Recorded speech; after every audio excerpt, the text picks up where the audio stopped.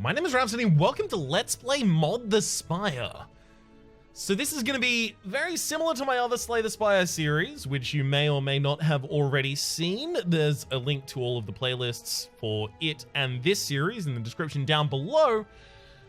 But this is going to incorporate some different mods into the game. For the moment, we are going to start with base mod, the mod that makes it all work.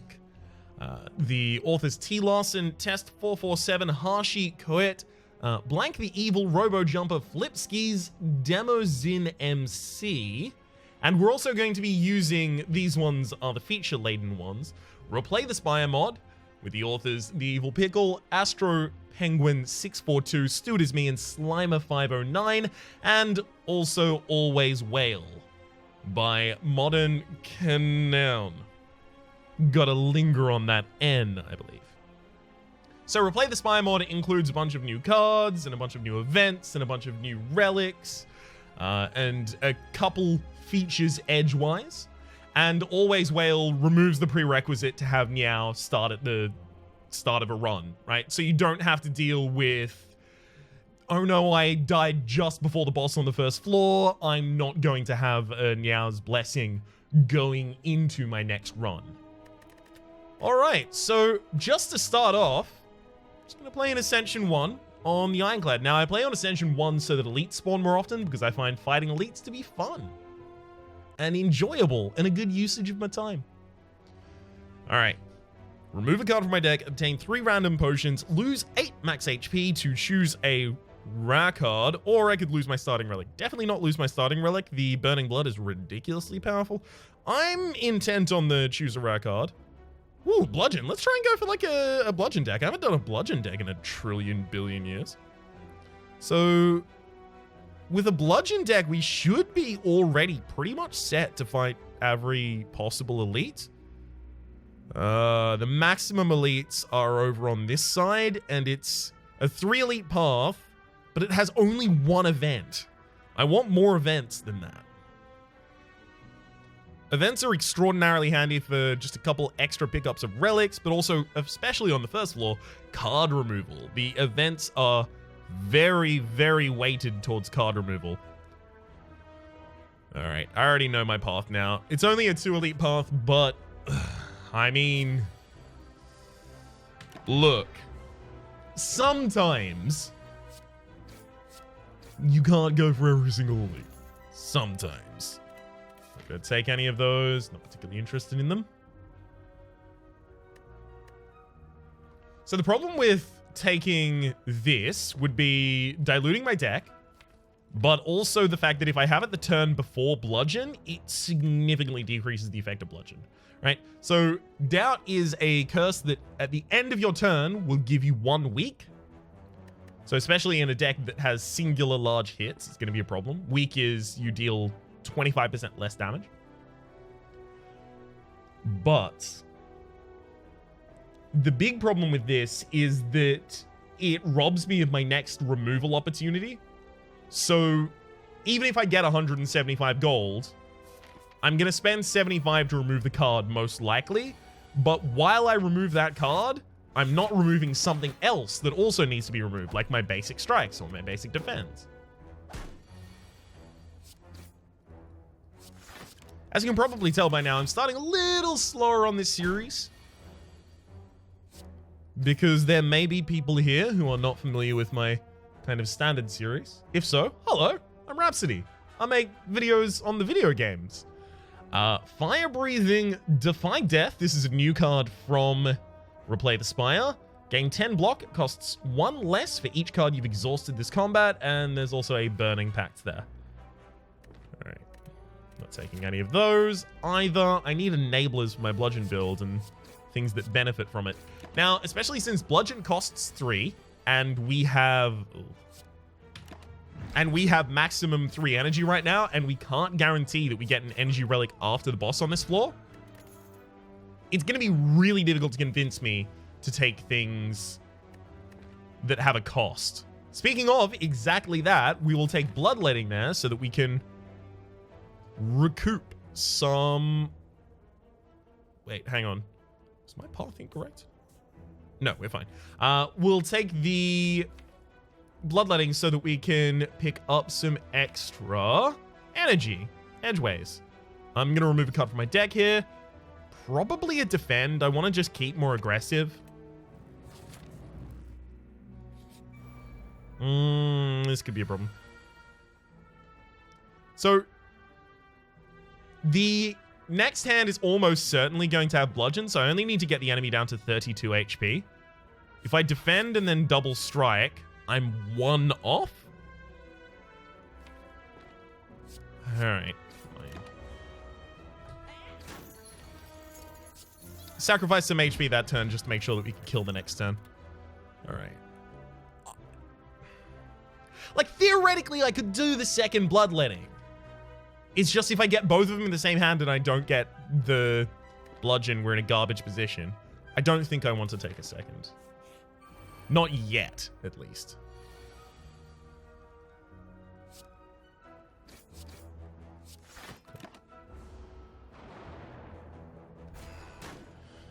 Alright, bludgeon on that frontliner. Boom.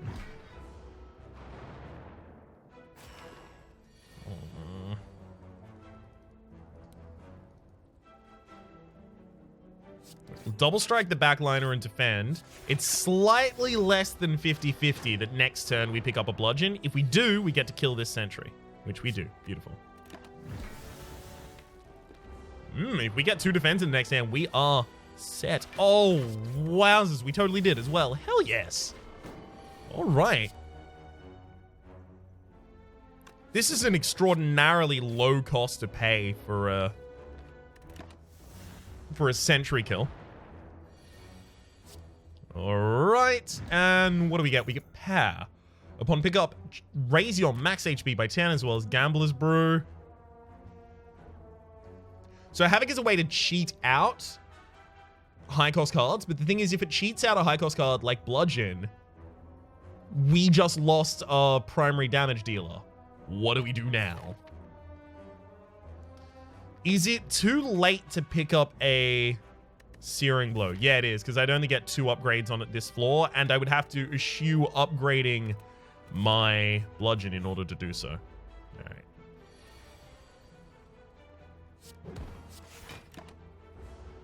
I wanted to set up the vulnerability on the Jawworm so that I can just kill it next turn. It'd look very similar to what I just did.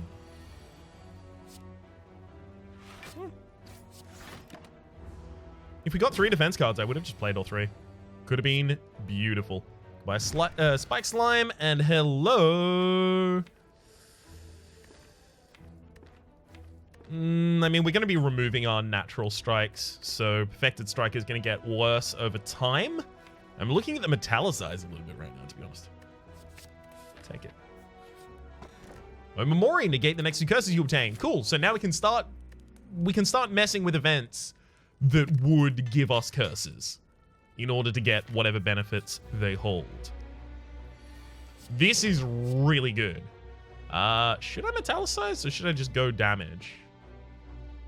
So the enemy is going to be vulnerable. Vulnerable means they take 50% extra damage from attacks for 2 turns.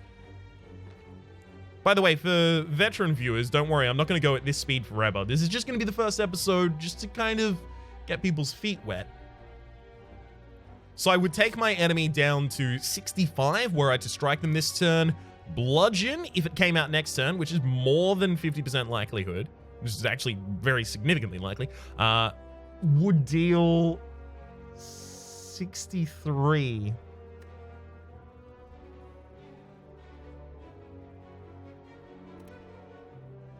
We can do that. As long as we use the Gambler's Brew effectively here. There's the 63. As long as we use Gambler's Brew to throw away those 2 defends, we'll pick up Bloodletting, and then we can use that in order to enable a strike for the kill. Ancient Tea Set is actually quite handy. Whenever you enter a rest site, start the next combat with 2 extra energy, as well as a potion exclusive to replay the Spire mod, Adrenaline Potion. Draw 2 cards and 1 energy. And I'm disinterested in taking any of those.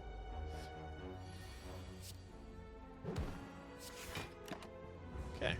The fact that we can reliably set up for our future bludgeon is extremely important. Blood potion, heal for 10% of your max HP. This is again a new card. We have an attack, 1 energy. Target enemy loses 9 HP and 4 block. And the upgrade is 11 HP and 7 block. And losing the HP does count as dealing damage, I believe, because I've had this affected by vulnerability. I don't know if it's affected by strength, though, because the way that it's written makes it sound like it's not about dealing damage. It's about losing the HP. And HP removal wouldn't count as attack damage, but it seems to work with vulnerability. So I'm not entirely certain there.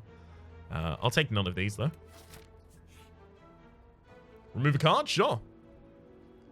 I'm very rarely going to perfect things.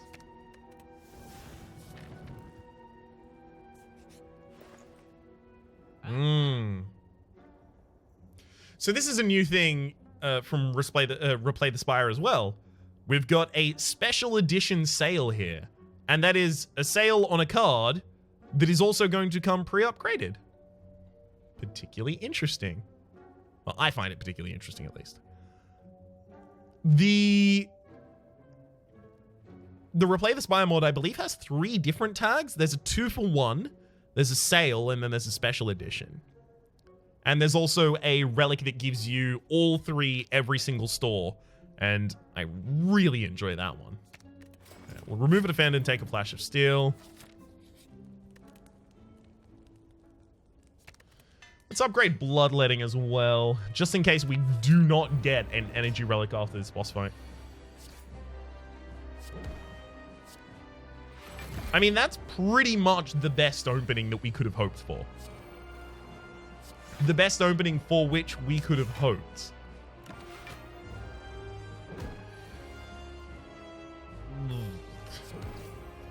I just desperately don't want this to draw bludgeon. It's 1 in 5.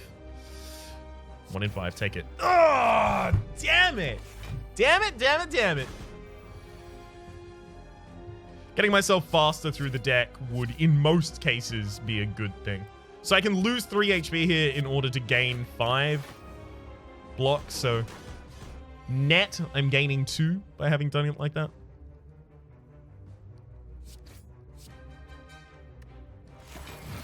All right. It's okay. We'll still win this fight. It's just going to be annoying. Okay. Just going to set up the murder this turn.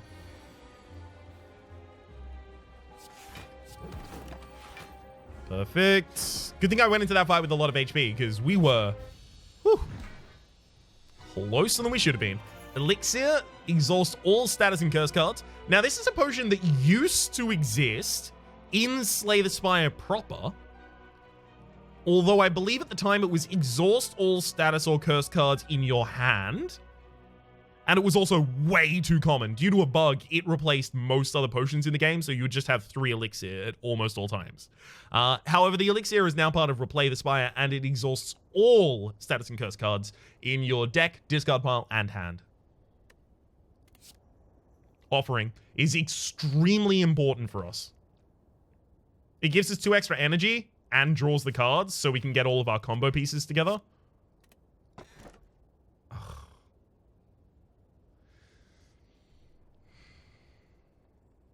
So this is Velvet Choker. Gain energy at the start of each turn. You cannot play more than 3 cards per turn. There's also Tiny House, which is upon pickup, obtain 1 potion, gain 30 gold, raise your max HP by 5, obtain 1 card, and upgrade 1 random card. And the Astrolabe, upon pickup, choose and transform 3 cards, then upgrade them. I think despite having Bloodletting and Offering and Flash of Steel and the fact that I would pick up Double Tap in a heartbeat, I need the extra energy. The deck will die if I can only play a Bludgeon each turn, if that's the only thing I can do. That is an excellent way to murder myself. So I need to get extra energy so I can try and do some other things.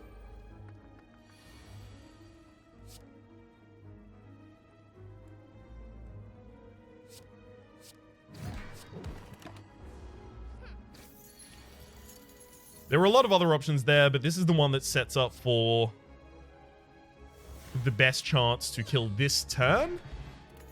Beautiful. We've seen Defy Death before, by the way. I would usually in this position take the Intimidate. However, we've got Velvet Choker, so Intimidate is going to be cumbersome to play. Happy Flower. Every 3 turns, gain an energy. Okay, particularly happy to have it. Jax is not going to be good for us for a couple of reasons. So Jax is, as you can see on the screen at the moment, lose 3 HP, gain 2 strength, exhaust, 0 cost. But being 0 cost is going to make it negative with the Velvet Choker. But also you want strength in decks that hit multiple times, because every point of strength is an extra point of damage on each attack. So if I attack with 3 different strikes in the same turn, I'm getting 7 damage, 7 damage, 7 damage. So I'm getting, well, each point of strength is giving me 3 extra damage. Whereas if I only use singular large attacks like bludgeon, which is what I'm kind of trying to do with this deck, then I'm only going to benefit once from the strength. And the difference between 6 and 7 is pretty big. The difference between 42 and 43 is minor. So we're not going to take this.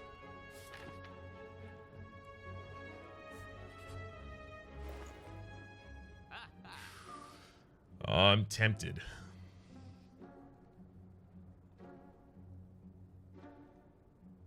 I'm tempted to completely screw what I'm going for and take that Whirlwind. No, you know what? I should take it regardless. And upgrade it as soon as possible. Because we don't have any AoE in this deck, and it'd be nice to have some. I'm going to use an Adrenaline to draw 2 cards.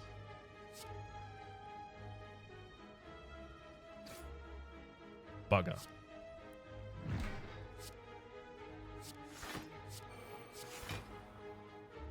As you can see, we've hit the limit with the Velvet Choker. I was going to use a strike against the pointy, but it's fine.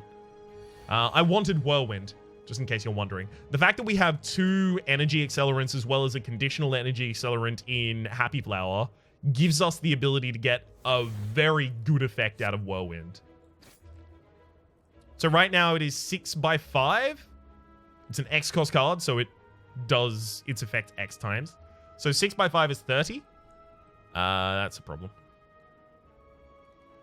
It's slightly short on the kill.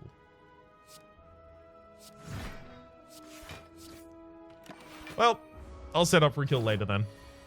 I don't need to take a bunch of damage just to try and kill this turn. Okay. Red Mask. At the start of each combat, apply 1 weak to all enemies. That's pretty powerful. For us.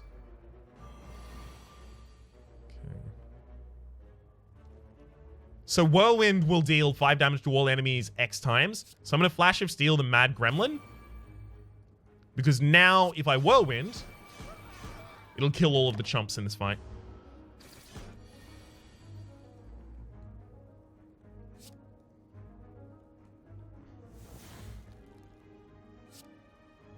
Okay.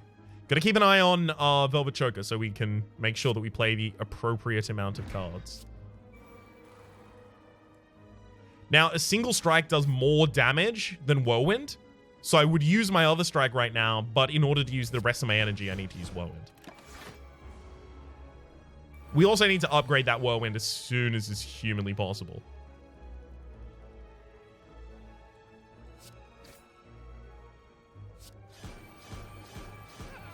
We're getting a little bit unlucky in this fight in that the Gremlin Leader is always attacking at the first available opportunity to. So the Gremlin Leader was attacking on the first turn, for instance.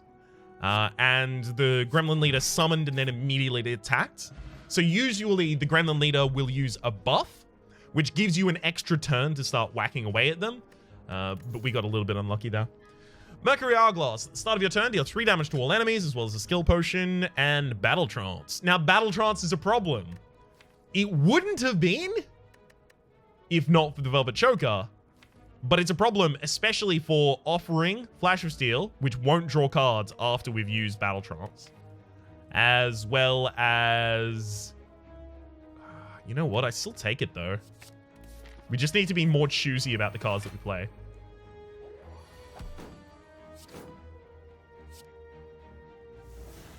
Uh-oh.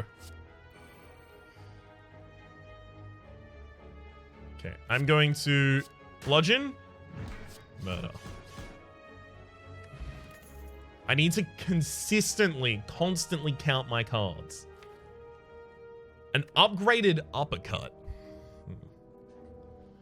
It's weakness for 2 turns on our target, as well as vulnerability for 2 turns. It's like a better bash for us, right?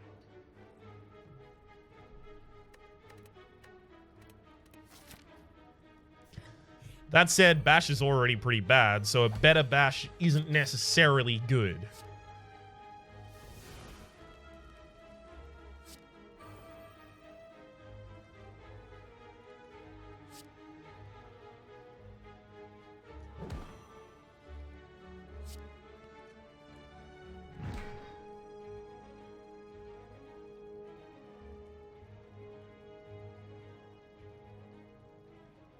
I hate this. Usually I would just play both defense, but I can't because we've played so many cards with all of our 0-cost draws. Ugh. Uh-oh.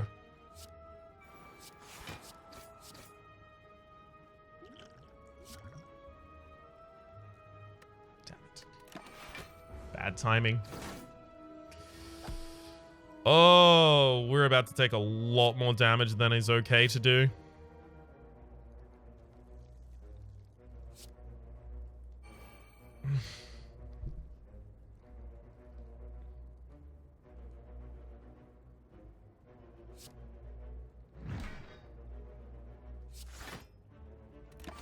Ouch.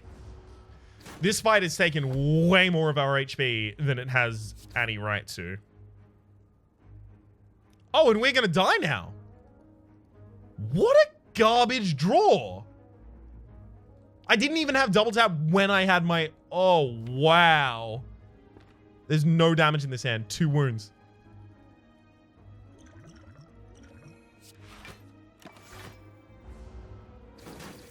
I mean, I'm gonna live, but yikes. Yikes, video game. Blood Vial at the start of each combat, heal 2 HP as well as a milkshake. You can retain up to 5 energy between rounds of combat. We will take a rage. No, it's again another negative for the Velvet Choker, and we also don't play that many attacks at a turn. Art of War, if you don't play any attacks during your turn, gain an extra energy next turn. I simply have to rest here. I have no other choice. It's rest or die, because we are on a deadline with another... This. Elite. There we go. That's the word I was looking for. Would have loved to use bludgeon there, but I did need to clear the field.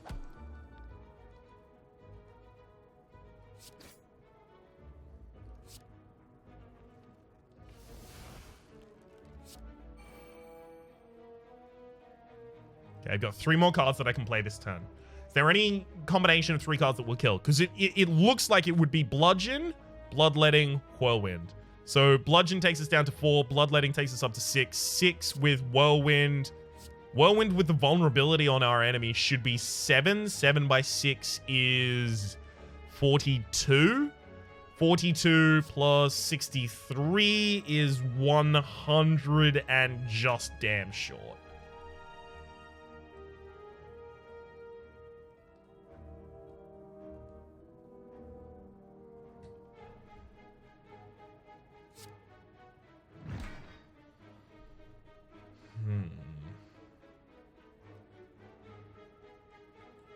If you're wondering, why don't you just also play Flash of Steel? Because I can't. I can only play 2 more cards.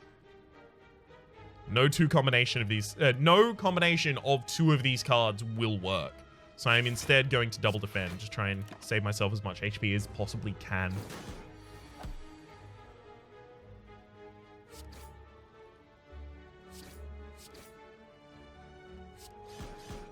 I'm fine not playing the Metallicize there because since the rally was happening that turn, I know that I was going to be killing the enemy next turn. Okay. Warpaint, upon pickup, upgrade 2 random skills. Now, interestingly about this relic, you don't take it until after you've made your card selection, just in case you choose a skill here that you want to have upgraded. Berserk is a problem. It'll be active for a while, but Berserk is like a worst case situation kind of thing, and extra energy isn't what we need. We need to be able to play more cards, but the Velvet Choker's already...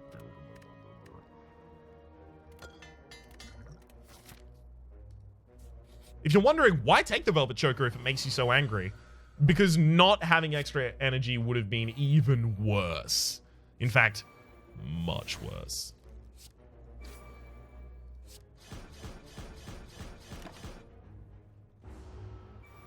Okay. Now, our goal here is to draw back into... No, I didn't get it.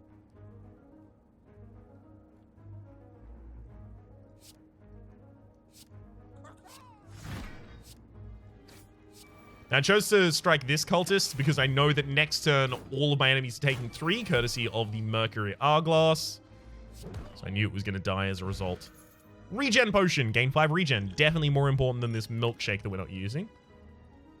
Flex is actually ridiculously important in half of our deck. So for Whirlwind, Flex is really important. It's not upgraded though. I'm not going to take it. Let's smith our Whirlwind, because that needs to happen.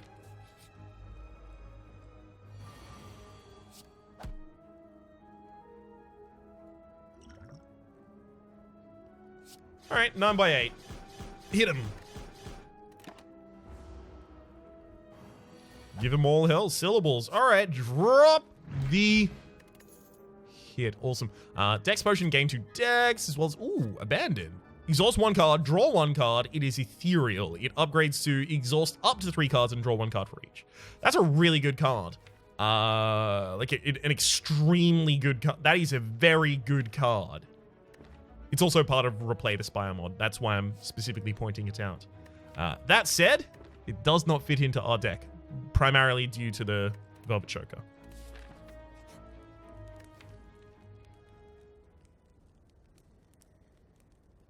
I think we die in this fight. I'm gonna rest before we go in, but I think we die.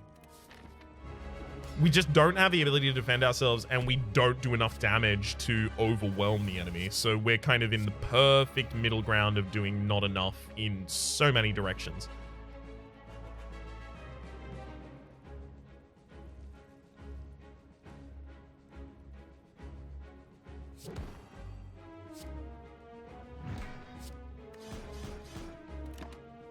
Yay! It's also worth noting that a lot of our potency falls away over time as soon as we don't have the offering anymore.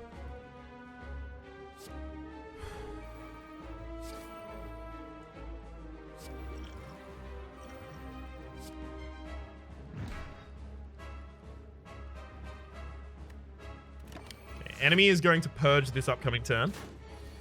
So they remove all negative effects from themselves.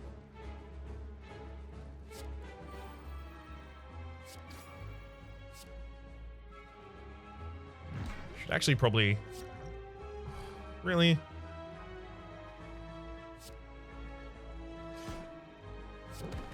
Ugh. Alright, so they remove all negative effects from themselves, including the vulnerability. Although it would have worn off that turn anyway. And then they start their next turn with this. Execute.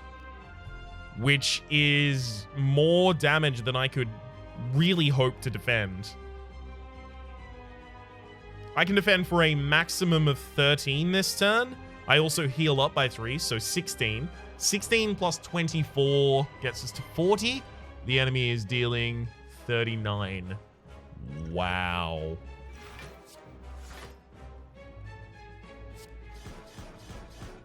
I can't use Bloodletting, I'll die.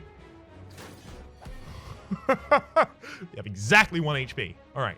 How do we win?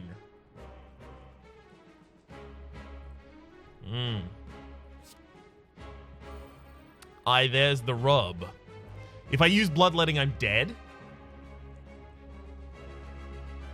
So no solution can incorporate using Bloodletting. If I use Defend, I'm dead. Like, if I don't kill this turn, I'm dead, right? Because we can defend for 10, we get 3 back, we also get 2, right? But 10, 3, 2, and our health pool remaining 1 gives us a total of 16. The enemy kills us.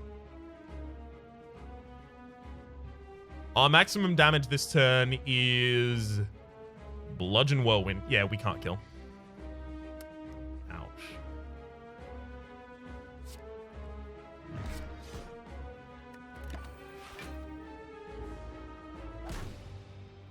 That is extremely unfortunate. So a lot of the things that we needed for that build to work were more copies of Offering, would have been particularly good. More copies of Bludgeon, so that we could consistently draw correctly. A different energy relic after the first boss, because we needed an energy... needed an energy relic, but Velvet Choker prevented us from being able to use a lot of the things that were particularly important. Although, like, Velvet Choker only really stepped on our toes, like, probably 3 times. But the fact that it was threatening to step on our toes prevented us from picking up other cards like Rage or other free card draw that we possibly could have picked up. What else would have helped?